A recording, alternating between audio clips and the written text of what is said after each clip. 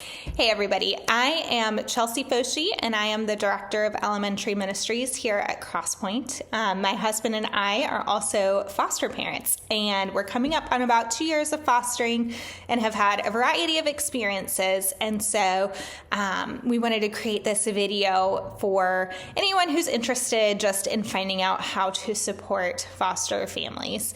And this could be if you know somebody who is directly involved in foster care, or has children in their care. Or it could be if you're interested in just finding out ways to support the community as a whole as well. So we're going to start off with a couple of things. So one, you really want to, say encouraging things. And this, I'm actually going to start with what not to say, because oftentimes and this is in front of usually strangers or people that I don't know that well, when they find out that we are foster parents, or they can kind of get the vibe from the situation, I immediately in the past have been asked, what did their parents do? Another thing too is asking story-specific questions. Trying to kind of dig into the details that I do share and find out a little bit more about their story. You really do not want to address these things in front of the child. And we as the parents, as the foster parents, really strive hard in protecting both the children and their parents.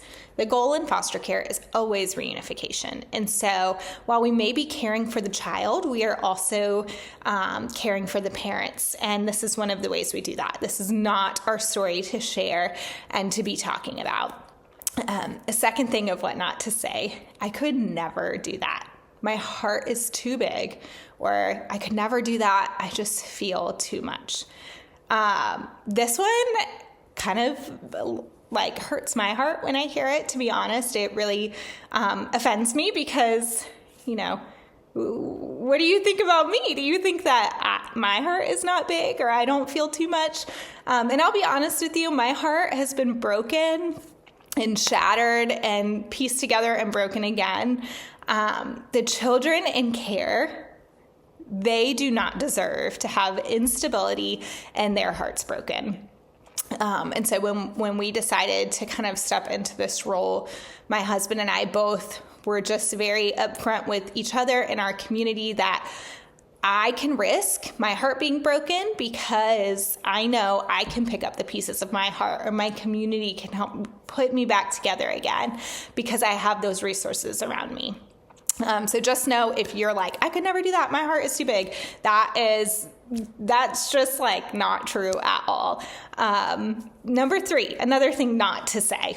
These are the do not say, though, especially in front of the kids. Those kids are so lucky to have you.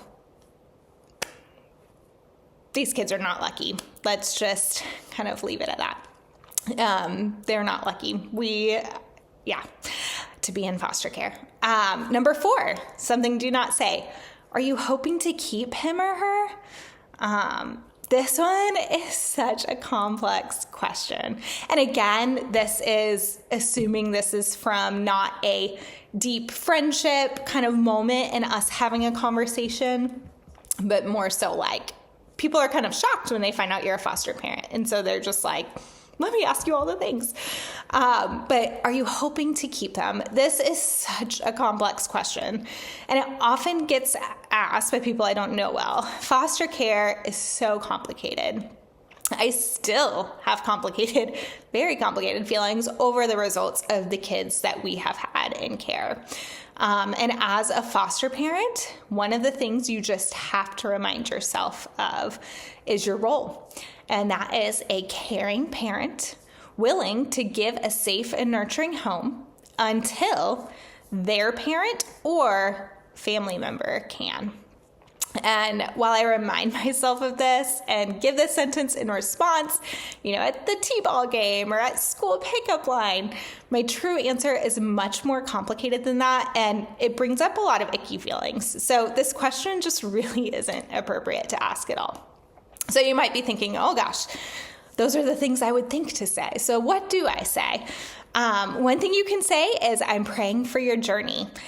you can ask for specific ways to pray, and I'm happy to share, what I can about the situation or things that are on our minds or hearts at that particular time.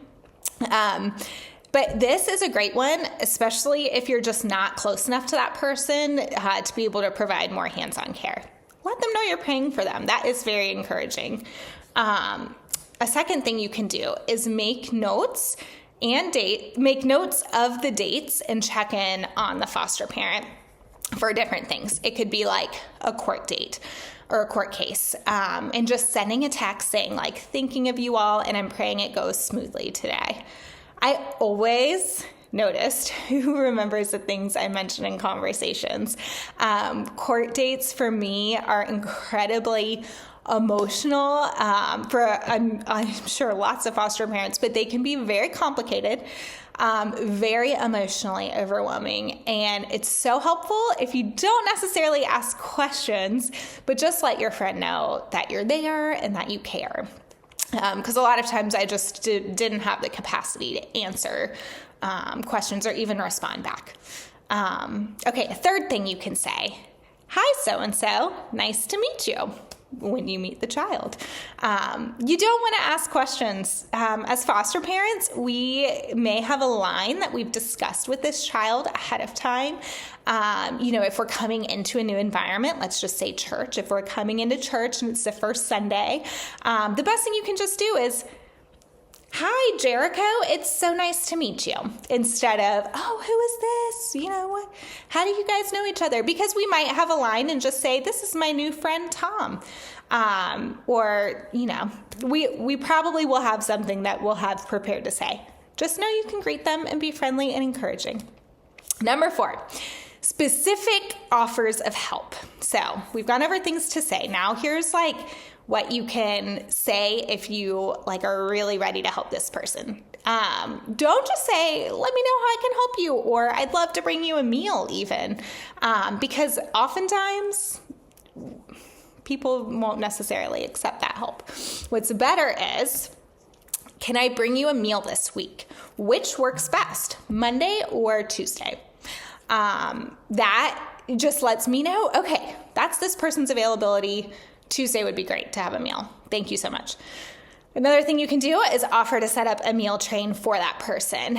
Offering to bring a meal on a court date can be very helpful, or even if you know what days the child may have visits with their family, those days can also be helpful because there can be a lot of transportation involved. And less time, obviously, to prepare meals. No matter the age of the child coming into care or how long a family has been fostering, the first month is incredibly busy and incredibly overwhelming with constant phone calls and appointments, in person and virtual. Personally, the more kids we have, the more reluctant we actually are to ask for help. This is our situation. We leaned into our community already so much with the past kids that we had. And so while we know we can ask, it can be really tough for long-term foster parents and families to do that, especially if they have a lot of short-term placements leading to multiple kids coming into their home just within the year. I will add too that if you know a family that's doing emergency care where they get a call in the middle of the night or kind of last minute, those, at least in our experience, are very high stress, high emotions. Just your world is blown up for even if it's 48 hours or 72 hours or whatever it is. It's high stress because this child is coming in, from a potentially unsafe place for them. And they're coming into your home. And so you're trying to be the best of everything you can be. And so, those also really need support, even though they're so last minute. It's not like you can plan ahead.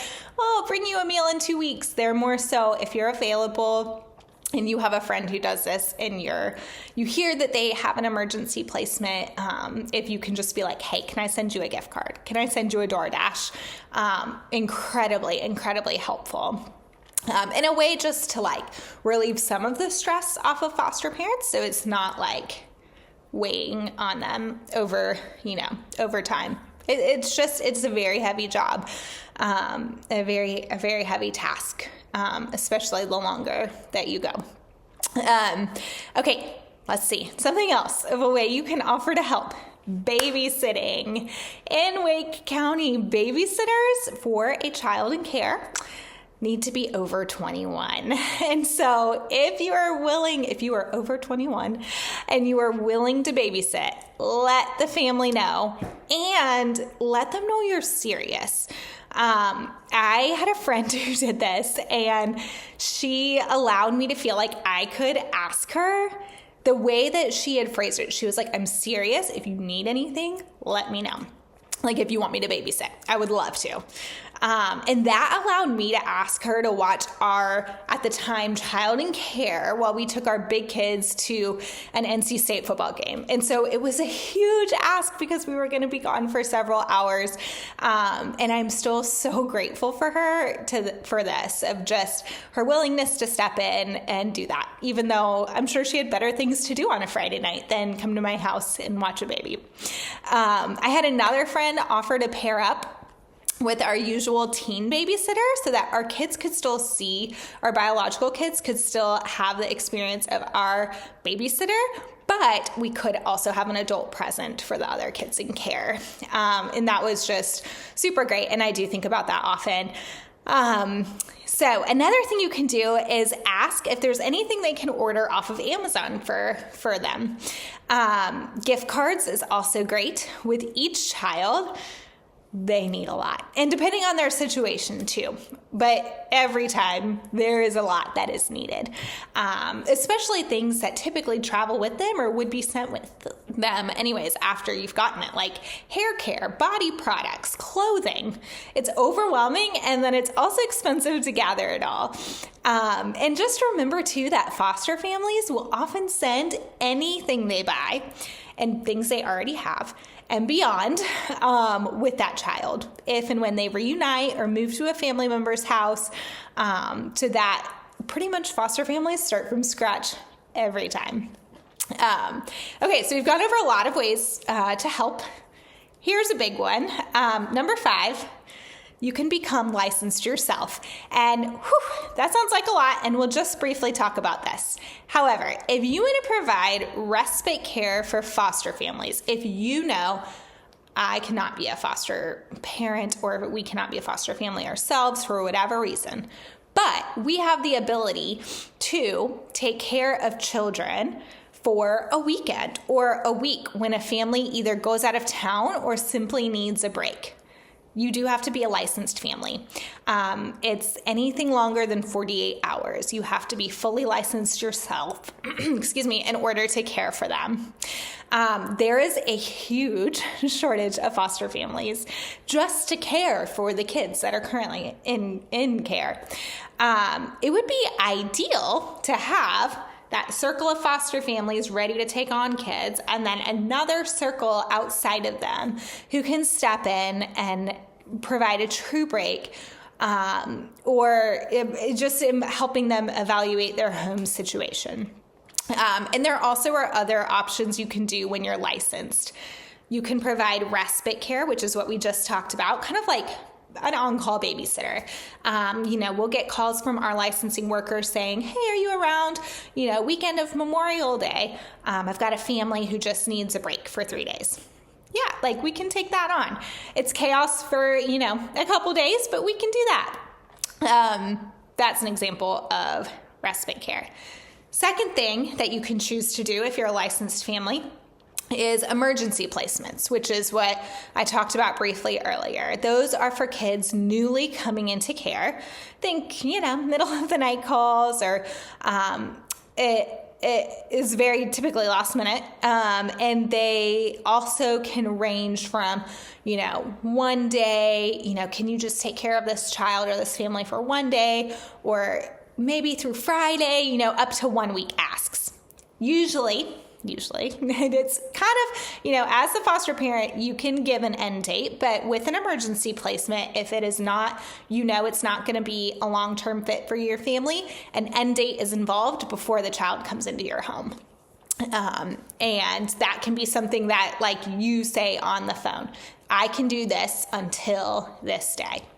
And in our experience, that has been honored. That date that we give has been honored. And then the last thing too, if you are a licensed foster family and in the process of licensing, what they will talk mostly about is long-term placements. And that means you're willing to care for the child or children as long as they need to be cared. One of the most significant things, just kind of to wrap up, that the church can do to impact the foster care crisis doesn't actually have to do with foster care. But what it does have to do is with being a good neighbor. And when it comes to caring for foster families or becoming one yourself, remember that you need to be close and aware of a need in order to be able to fill it. Everybody has a role in foster care. I could name tons of foster families that are all around Wake County. And that's kind of surprising, since when we were licensed, we were like the 99th family to be licensed within Wake County to be foster families. And if you think about how large that area is, that's a lot of kids that are either having to move counties or be displaced just because of the huge shortage. So if we can support foster families, we can help create this just strong community that can care for these children, and everybody is a part of foster care. Thank you so much for listening.